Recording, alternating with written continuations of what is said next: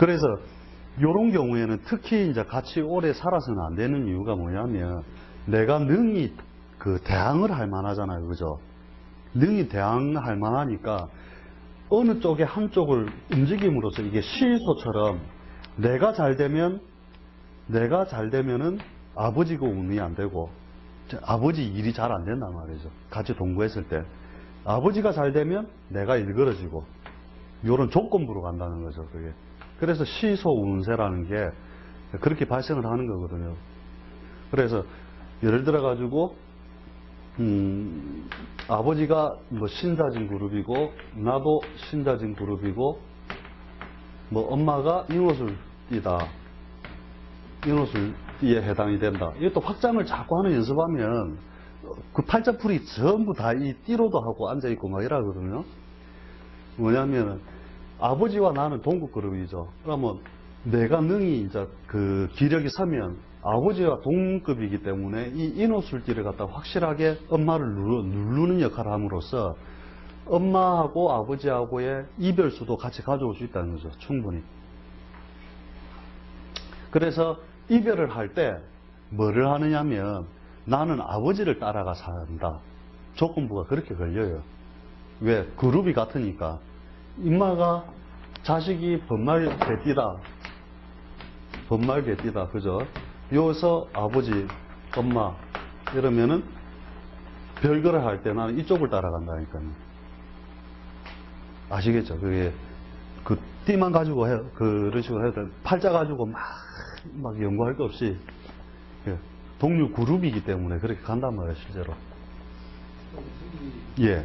이동술이 부모님을 예로 들어가 지금 하시고 계시잖아요. 예, 예. 근데 이제 부도 있고 못도 있단 말이죠. 예, 예.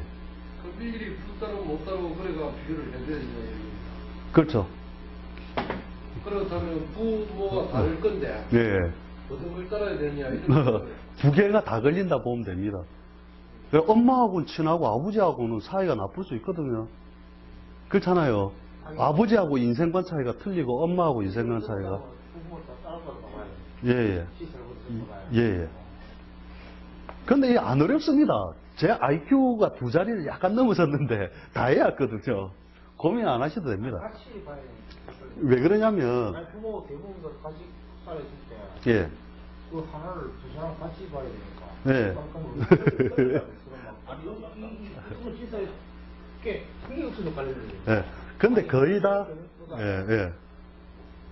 아버지 거 해가지고 맞춰야 하고, 엄마 맞춰서 이게 적용되는지 이런 거였어요. 기본적으로는 우리가 그 아버지라고 보고, 그 집안의 가장이니까 아버지로 보는데 보통 보면 이런 것도 있거든요. 이렇게 아버지가 범띠고, 엄마가 원숭이 띠고, 자식이 뭐냐면은, 뱀띠다.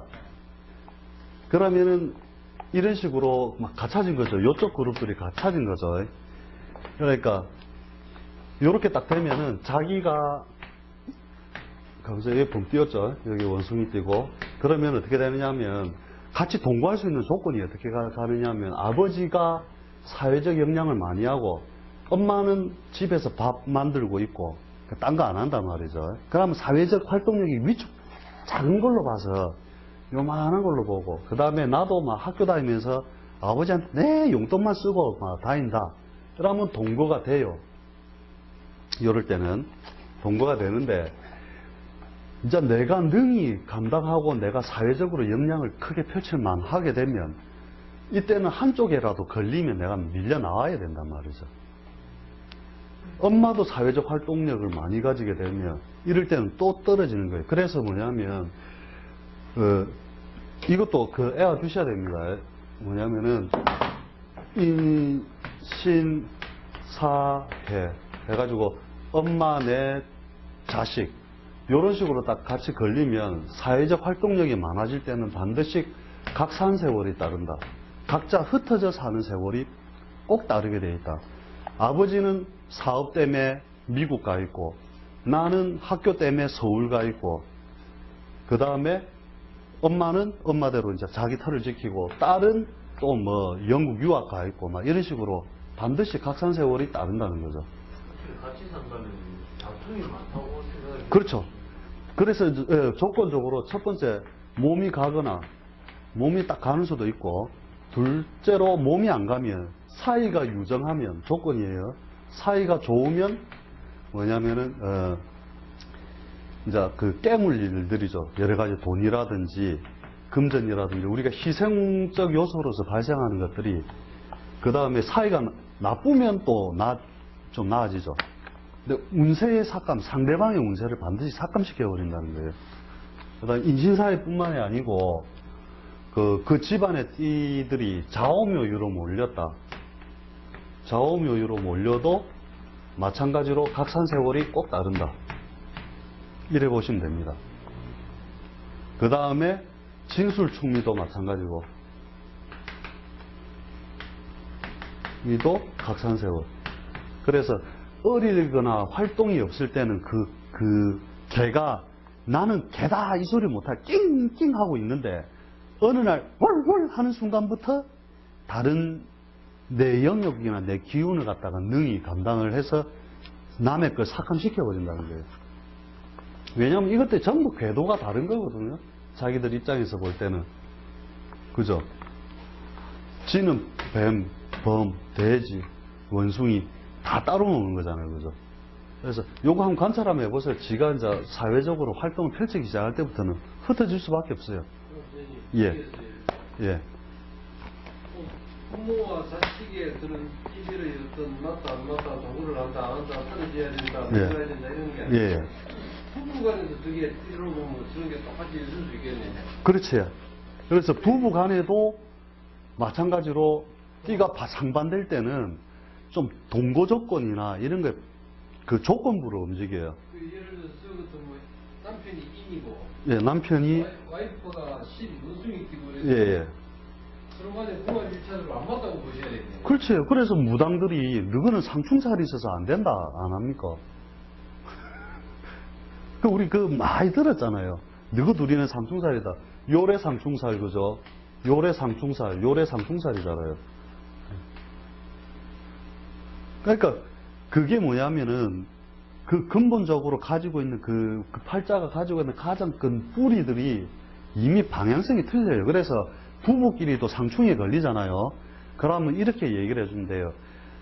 남편이 산에 가작하면 부인은 바다 가작하고, 남편이 요래 하작하면 부인은 절에 하작하고, 그럼 그대로 걸린다니까요. 요렇게 해결하면 될 걸.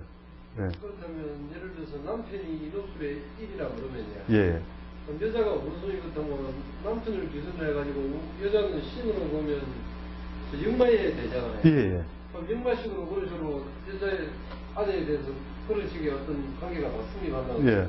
그래서 그거 해드리면은 이렇게 보시면 됩니다. 이렇게 충에 걸릴 때 부부 관계를 보면은 이제 충의 부부 관계는 뭐냐면 주고받는 사이.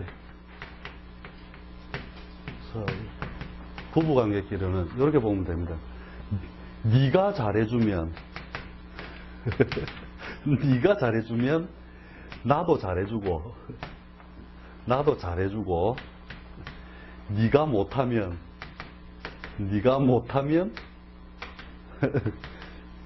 나도 철저히 짓밟는다. 나도 반드시 안갚음을 한다 이거거든요. 충의 조건이란 거 이런 거예요. 그래서 사업적으로 할 때도 부부 관계에서도 이렇고, 그래서 남편이 꼭 산에 가자 하면 처가 바다 가자 이래 쌓고. 그럼 뭐 저렇게 충이 걸리는데. 예. 그 중에 예를 들어서 신이 공망을 맞았다. 예, 예. 그래도 충이 걸리는 겁니다. 예, 일단은 인간관계에서는 공망 요소는 제외합니다. 인간 대 인간의 관계에서는. 그건 자기 팔자 내에서 공망을 맞은 거고, 그래도 원숭이는 원숭이다 이거지. 범은 범이고. 그래서 사람 관계에서는 공망을 취급을 안 하니까 그건 기억을 해 두시고요. 오늘 누가 참 홍익서당 그 게시판에도 그 말 적어 놨더라. 인간관계에도 그거 하냐고, 공망이냐고. 그럼 뭐 궁합에는 공망이 필요 없는 거네요. 예, 예. 이 궁합에는 이런 건 있습니다.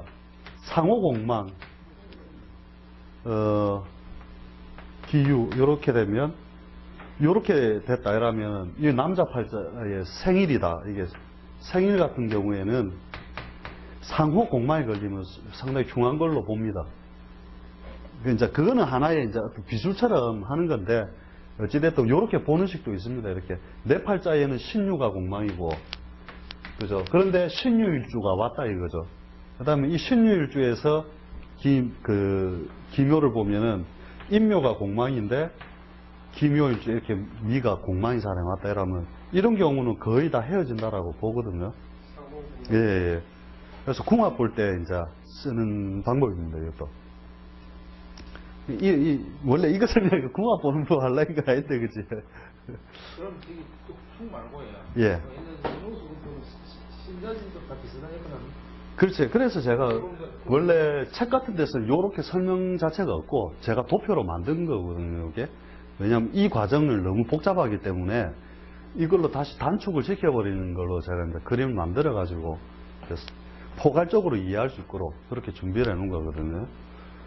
그래서 결국은 뭐냐면 자기가 가고자 하는 방향, 우리가 삼합론에서 말하는 것처럼 인호술은 뭘 자꾸 만들려고 한다. 항상 이것만 이용되어 두면 됩니다. 만물을 번성시키고 펼치고 자꾸 드러내게 하려는 거고, 신자지는 그죠? 자꾸만 벌린 걸 또 자기는 웅크리고 방향이 완전 틀리죠. 이건 펼치면 그래서 자기는 자꾸 오므리려고 하는 거죠. 이렇게. 이거는 펼치는 운동이면. 그래서 우리가 살면서 우리가 못 느끼는 부분이 뭐냐 하면 결국 나도 모르게 이런 운동성 속에서 있고, 실제 인간관계를 지금 자식과의 관계를 위주로 해서 설명을 해서 그렇지, 인간관계로 확산을 해가지고 해보면 내 욕을 뒤에서 하는 사람이 있잖아요. 제살띠거든요. 그래서 번말개띠한테서 제살띠는 쥐띠가 된다고요. 그래서 번말개띠한테서 쥐띠는 제살띠가 여기 한 칸 건너서 역마그룹에 속하는 거죠. 역마살 팀한테 속하잖아요. 그래서 인생관이 틀리기 때문에 내 뒷박을 때리거나 나보고 쳐보고 안 그래도 차하고 사이가 나쁜데 너희 남편하고 헤어지라 하고 자꾸 부추기는 사람은 제살띠가 옆에서 그러고 있는 거라.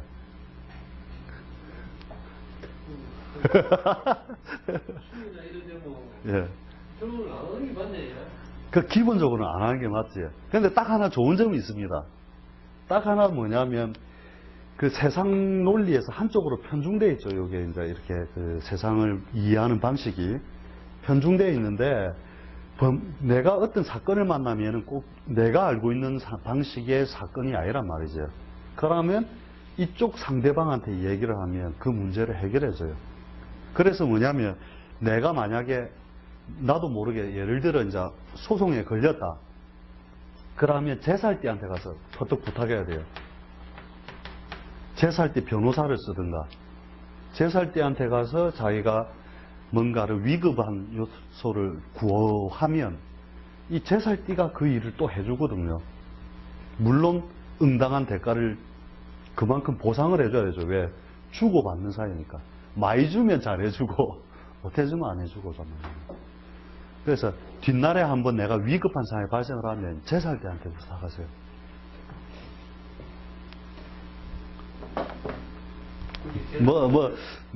위급한 상황이 생길 뿐도 아닌데 하는 거 보면은 우리 제살띠가 아니라도 제살에 같은 그룹에 있는 예. 그런 의미로 봐도 됩니까? 그렇죠.